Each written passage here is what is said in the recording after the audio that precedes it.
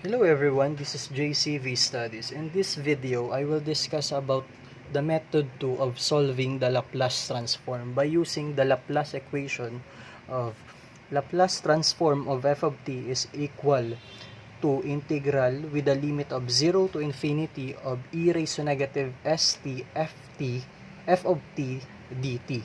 So here again, I have an example here of 8t raised to 5 plus 13. So, in the first video, I solve it by using method 1. So, in this video, I will solve it by using method 2, by using the Laplace transform equation. So, let's start. Okay. So, first, this f of t, which is 8t raised to 5 plus 13, must be substitute to the original equation of Laplace transform of f of t is equal to the integral with the limit of 0 to infinity e raised to negative st f of t dt. So, we substitute the value of function with respect to t of 8t raised to p plus 13 to this function. So, let us proceed. So, that is equal to integral with the limit of 0 to infinity of e raised to negative st multiplied by, which is the value of f of t, 8t raised to p plus 13 dt. So, the next steps to solve this f of s. So, the next step to solve this is we distribute e raised to negative st and dt to each term and the integral also. So, that is equal to f of s integral of infinity to 0 e raised to negative st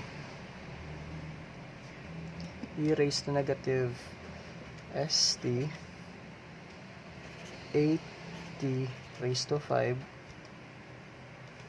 dt plus 13 e raised to negative st dt. Okay, so after that, we distribute also the integral. So, f of s is equal to integral of infinity 0 e raised to negative st 8t to the fifth dt plus 13 integral of infinity 0 e raised to negative st dt. Okay. So, after that, after we distribute the integral for each term, the next one is to integrate with respect to its variable. Sorry. So, the next one is f of s. So, first, we integrate this term because this term is easy to integrate, and after that, we integrate this one. So, after we integrate both sides, we simplify it. So, first is this one. We integrate this one. So, integral of infinity, integral with a limit of 0 to infinity, 13 should also place outside the integral because it is constant, e raised to negative st dt. So, in solving this, we use the integration of exponential function. So let u is equal to the exponent of e, which is st. So therefore du is equal to, so s is our parameter which is constant, so it will remain. Then we derive or we differentiate t with respect to dt. So negative s dt. So to find dt, so we divide both sides by s, 1 over s raised to negative 1 over s, or 1 over negative s, 1 over negative s to cancel. Therefore dt is equal to 1 over negative 1 over s du. Okay, so we multiply both sides by 1 over negative s, by 1 over negative s. So f of s, for the Laplace transform of this term, is equal to 13 e raised to u over negative s. Okay, 1 over negative s times 13 is equal to negative 13 over s. So that is equivalent to negative 13 e raised to negative st over s, with the limit of 0 to infinity. Okay, so that is the Laplace transform of this term. So later on, we simplify the limits of this term. So let us proceed to the next term, which is this one, 8t raised to 5 and e raised to negative st. Okay, so let us proceed to the next.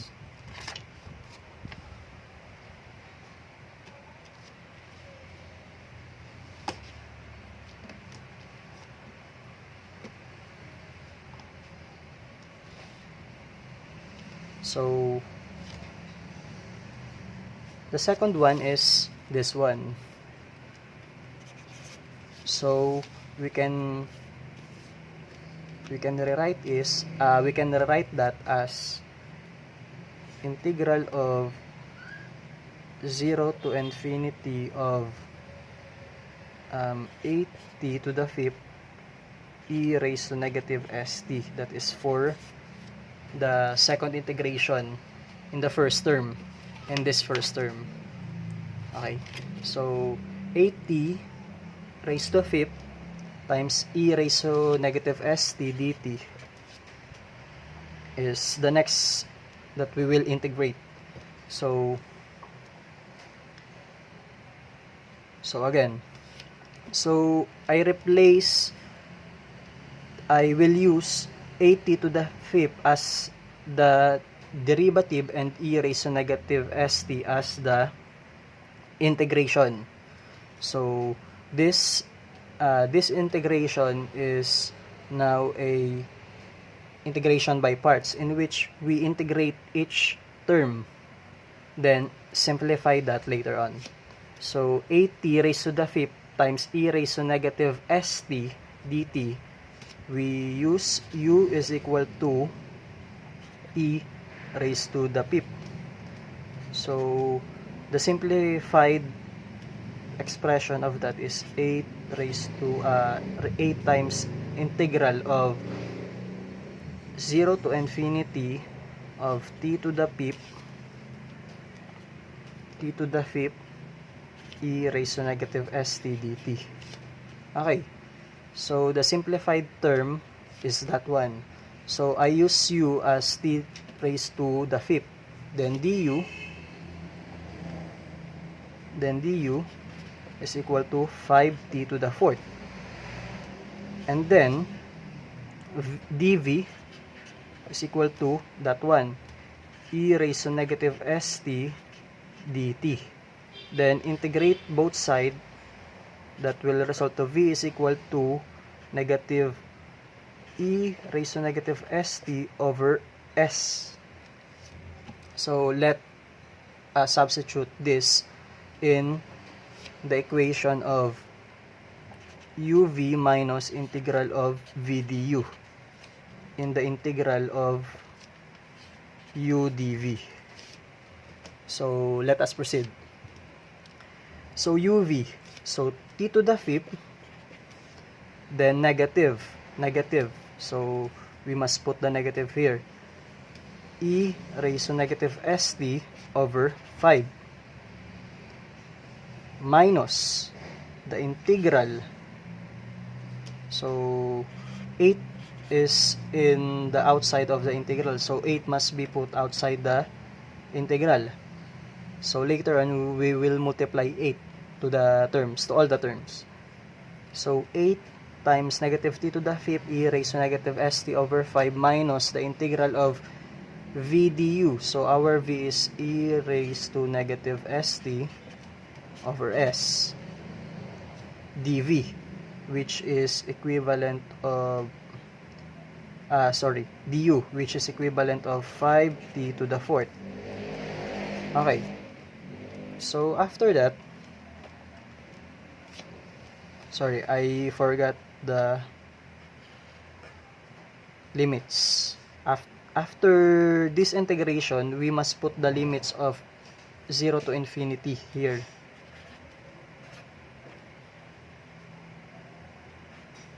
Okay, so this one, infinity substituted to t, to all the variable t, which is infinity times e raised to infinity is 0 over 5 is 0.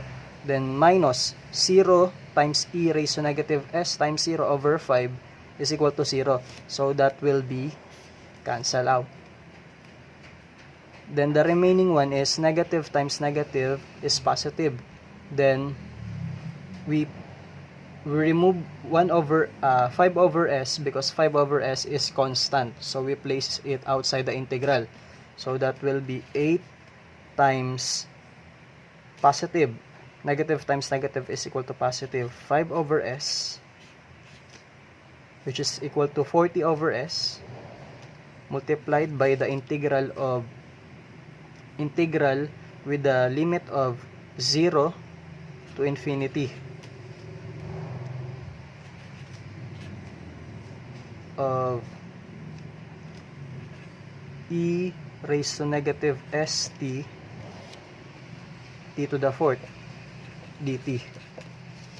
Okay, so 8 times 5 is equal to 40, so that will become 40 over s.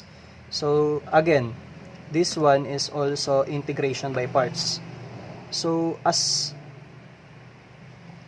the solution goes by, the t to the fourth reduce, the t to the fifth reduce to t to the fourth, and later on it will become 1. The exponent of t will become 1.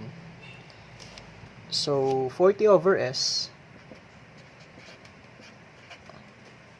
multiplied by the integral of e raised to negative st t to the fourth dt.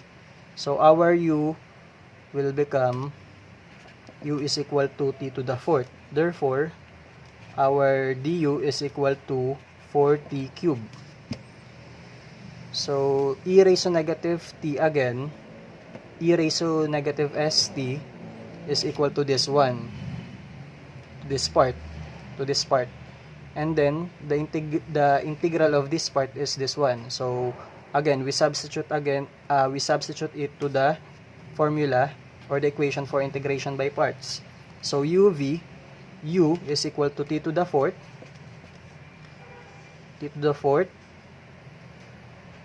negative t to the fourth e raised to negative st, this one, uv over s, with the limits of 0 to infinity minus integral with the limit of 0 to infinity of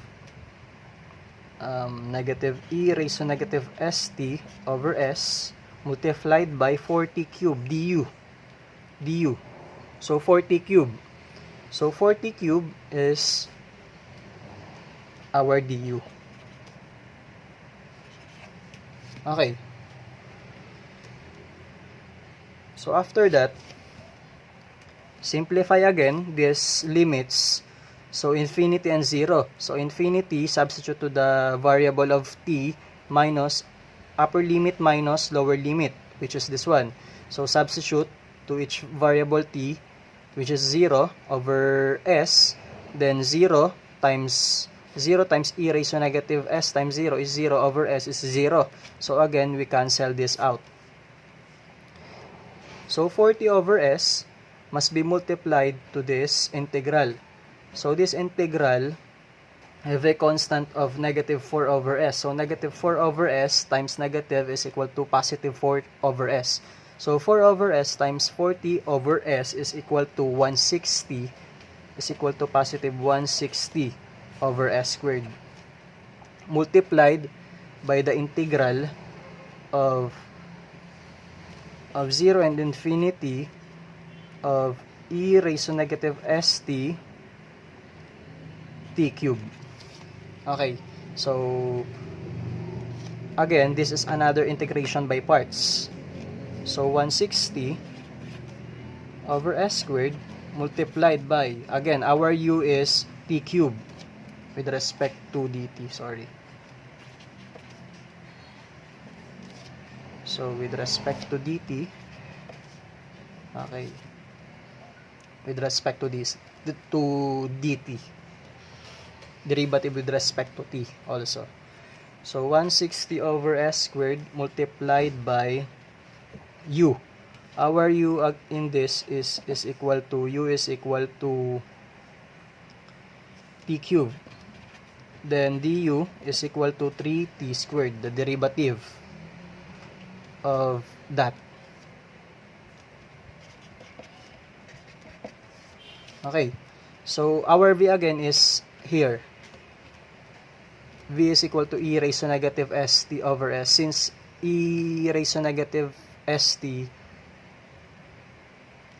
is remain always in this equation, so we use this equivalent of v as e raised to negative st. So u, which is t cube, times e raised to negative st over s. So negative t cube e raised to negative st over s, with a limit of 0 to infinity minus the integral of 0 to infinity of e raised to negative st over s 3t squared dt. Okay. So 3 over s must be placed outside the integral. So again, this one results to 0, because infinity distributed and 0 distributed with respect to t must be cancelled out, like the first and second one. So next, integral of, so must be placed out. Negative 3 over s times negative is equal to positive 3 over s times 160 over s. That will result to 160 times 3, 480, if I'm not mistaken. 480 over s cubed. Integral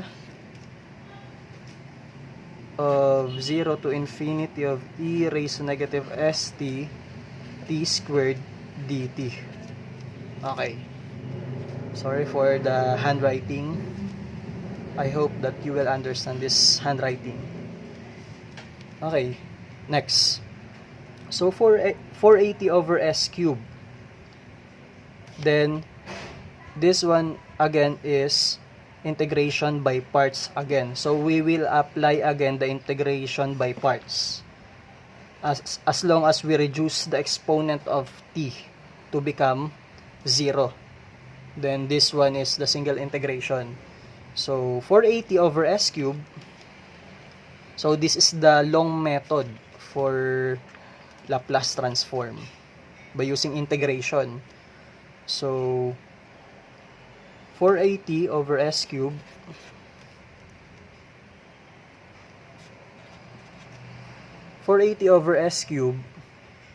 multiplied by, so our u is t squared, so u is equal to t squared. Therefore, du is equal to 2t dt. So, u is equal to negative t squared e raised to negative st over s. Again, this one, they are the same, e raised to negative t, e raised to negative st, with a limit of 0 to infinity, which is cancelled out again, minus integral of infinity 0 to infinity of e raised to negative st over s 2t dt. So which leads to the result of 480 times 2 is equal to 960. If I'm not mistaken, 960 over s to the fourth, with the integral of infinity and 0 to infinity of 2t of e raised to negative 2t times t dt. So after that, our resulting integral is equal to 960 over s to the fourth times the integral of 0 to the infinity of e raised to negative 2t times t dt. So let us continue here. So 42. So 960 over s to the 4 times the integral of e raised to negative 2t dt times t. So our u here is equal to t. Then du is equal to dt. So therefore 960 over s to the fourth multiplied by uv. So our v again is negative e raised to negative st over s. So multiplied by t, which is the u. So negative t e raised to negative st over s with a limit of 0 to infinity minus the integral of 0 to infinity of e raised to negative st du is equal to dt. So this one will become this one. So negative over s. So this is 0 again, so we cancel this out. So 960 multiplied by negative 1 over s times negative is equal to 1 over s. Then 1 over s times 960 over s to the fourth is equal to 960 over s to the 5. S to the fifth. Or s to the 5 also. S to the 5 multiplied by the integral of e raised to negative st dt with respect to the limits of 0 to infinity. So this is ordinary integral by the use of exponential function. Integration by using exponential function that leads to 960 over s to the fifth multiplied by negative e raised to negative st over s. So that will become our Laplace transform for this equation, for this expression, or for this term. Okay, so let us combine the equation for combine the Laplace transform of this part to this part with the operation of plus. Okay, so f of s is equal to 960 over s to the fifth multiplied by negative e raised to st, negative st, with the limit of 0 to infinity, plus the result of this one, negative 13 of e raised to negative st over s, which is positive 13 over s. We factor out the constant and then substitute the corresponding limits to the variable for each integral. Then negative e raised to negative st with the limits of 0 to infinity. Okay, so this is the final one. So we simplify this. F of s is equal to 960 over s to the fifth multiplied by negative e times negative s times infinity minus, so minus negative, this is positive, minus e negative e, so negative e raised to negative s times 0, that's 1, plus 13 over s multiplied by negative e raised to negative s times infinity minus upper limit minus lower limit, negative e raised to negative s times 0. So here is cancel out, then here is also cancels out. So e raised to 0 is negative e raised to 0 is equal to negative 1 times negative is equal to positive. Positive 1 times 960 over s to the 5 is equal to 960 over s to the 5th plus 13 over s, this one becomes 0, then negative times negative e raised to negative s times 0 is equal to negative 1 times negative is equal to positive. Positive 1 times 13 over s is equal to 13 over s. So 13 over s. Then after that, simplify.